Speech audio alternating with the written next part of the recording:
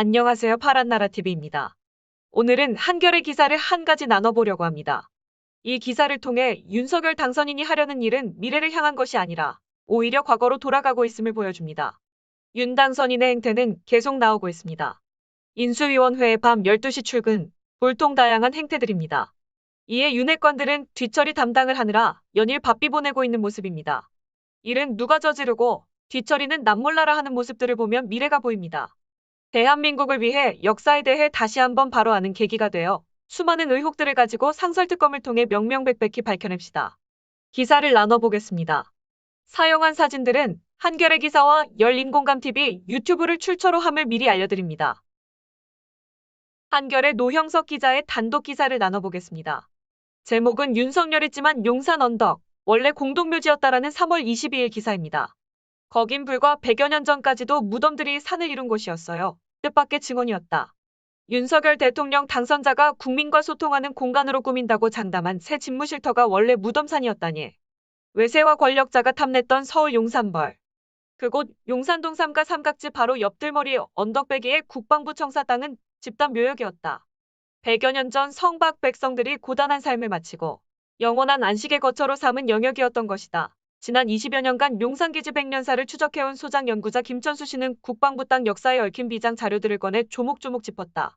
그가 2014년 일본 방위성 자료실에서 발굴해 2017년 일부 공개한 한국용산 군용수용지 명세도가 핵심 자료다.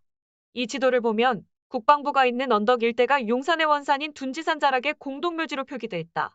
무덤터를 의미하는 요철 표시가 뚜렷하다. 일본군은 당시 대한제국을 강점하면서 둔지산 자락 주민들을 몰아내고 무덤대까지 밀어버렸다. 근처에 조선군 사령부와 조선총독 관저를 설치했다. 국방부 부지 자락 언덕은 사방이 무덤 자리로 음택이지만 사실은 양지 바르고 탁 넓게 펼쳐진 곳이다. 일본군 장교들은 사방이 잘 보이는 언덕이란 뜻의 사방견산이란 이름을 멋대로 지어 불렀다. 1909년 작성된 경성 용산시가도를 보면 산자락에 먼저 일본군 음악당과 군악대를 설치한다. 군악대 막사와 음악당은 일본군 편제 개정으로 폐지되고 음악당은 1916년 경성 도심탑골공원으로 옮겨간다. 이 음악당 시설은 1967년까지 공원에 남아 있었다. 이후 언덕배기 땅은 조선 주둔 일본군 상설 2개 사단 중 하나인 경성 주둔 24단 40여 단 주둔지가 된다. 40여 단 사령부와 관사들이 흩어져 있었다. 당시 여단장 관사는 지금도 육군참모총장 서울사무실 건물로 남아있다고 김 씨는 말했다. 또 하나 주목해야 하는 게 용산 아방궁으로 불린 네오바로크 스타일 건축 양식의 조선 총독 관저다. 새 대통령 집무실이 들어선다는 언덕배기에서 불과 수백여 미터 떨어진 남서쪽에 1910년 건립돼 50년 가까이 자리하고 있었다. 워낙 호화로운 건물이라 유지비가 많이 드는 까닭에 실제 총독이 집무한 적이 없었다. 간간히 외국 사절단이나 총독부 고관대작의 연회, 경로잔치가 열리는 이벤트용 유령 건물로 전락했다. 해방 뒤 삼각지 언덕의 40여 단 사령부와 관사들은 미군이 수용해 쓴 것으로 보이지만 호암동 양조장 건물을 쓰던 국방부가 1970년 들어올 때까지 25년간 역사에 대해서는 관련 연구가 없다.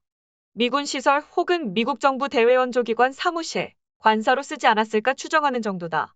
국방부가 들어온 뒤 기존 시설들을 갈아엎고 청사를 신축했고 2003년 들어 신청사를 다시 세우면서 과거 흔적들을 찾기 어렵게 됐다. 윤 당선자가 20일 이곳으로 집무실 이전을 발표한 것은 따지고 보면 1939년 경복궁 후원, 지금의 청와대 자리에 기존의 용산관저와 남산 외성대 관저를 대신해 경무대 총독관저를 지어 이전한 역사를 후대에 거꾸로 되돌리는 것이다. 용산 총독관저는 원래 조선주둔군 사령관 관저터였다. 초대 조선 총독이자 일본 정부의 육군 대신으로 세도가 극에 달했던 데라우치 마사타케가 한강을 바라보는 전망을 보고 욕심을 냈다. 1912년 후배인 조선군 사령관 하세가와 그도 이대 조선 총독이 된다 한테 압박을 넣어 사령관 관저 자리를 총독 관저로 바꿔버린다. 이 때문에 사령관 관저는 국방부 청사 언덕의 동쪽 미팔군 부대 영내 드래곤 히로텔이 있는 옛 신촌, 원래 이름은 둔지미인 조선인 마을을 몰아낸 터로 옮겨간다. 원래 군장성 시설이던 것을 굳이 최고 통치자가 자기 관저로 삼겠다 해서 몰아낸 것이다. 지금 국방부 청사를 대통령 집무실로 바꾸려는 것과 닮은 셈이다. 용산 총독 관저는 후일담도 개운치 않다. 근대사정 연구자 이순우 씨가 지난달 펴낸 용산, 빼앗긴 이방인들의 땅에 실린 총독 관저 내력에 대한 글을 보면 경주 서봉총을 발굴했던 스웨덴의 구스타브 황태자, 일본의 만주 침략 사실을 조사했던 영국 리턴경과 조사단 일행 등 외국 귀빈들을 접대했던 연회장으로만 주로 쓰였다. 조선 총독 미나미치로는 1930년대 후반부터 조선 각지에 장수하던 어르신들을 여기로 불러 경로잔치를 벌였고 중추원 참회 등 친일파 인사들을 수련시키는 조선 총독부 지도자 연성소로도 활용했다. 집무 공간으로 구실하지 못하고 허울 좋은 이벤트만 하다가 해방을 맞은 뒤엔 미군 장교 숙소와 연회장으로 쓰였다. 그러다 한국전쟁 발발 이후 용산 대폭격 당시 건물이 박살나면서 처참한 몰골로 칠해서 8년 방치되다가 1959년 미군 병원이 들어서면서 역사 속으로 사라진다. 우리는 이 기사를 통해서 윤당선인의 행태를 바로 알아야 합니다. 친일 천황을 숭배하던 남묘 오랭개교에 방문해서 찍은 사진이 떠오른다. 또 윤당선인의 부인인 김건희 씨의 무속을 보면 일본의 수많은 산당들을 섬기듯 다양한 무속 신앙들을 통해 국정 운영을 물론 사람들을 가스라이팅합니다. 신천지를 봐주기 수사하게 된 뒷배도 김건희 당선인 부인의 힘이라는 의혹입니다. 서울의 소리 녹취를 통해 알 수 있듯이 말입니다. 국민을 개돼지로 바라보고 개사과 사진을 올리며 친일의 역사를 따라가려는 행태를 멈추고 수많은 의혹들을 명명백백히 밝혀 죗값을 치르시길 바랍니다. 대한민국은 민주공화국이며 대한민국의 주권은 국민에게 있고 모든 권력은 국민으로부터 나옵니다. 명심하십시오. 국민의 심판이 있을 것입니다. 민주당도 빠르고 확실하게 쇄신하여 검찰개혁, 언론개혁 등 수건 사업들을 이뤄 국민의 일꾼으로서 해야 할 일들을 하시길 바랍니다. 감사합니다. 파란나라 TV였습니다.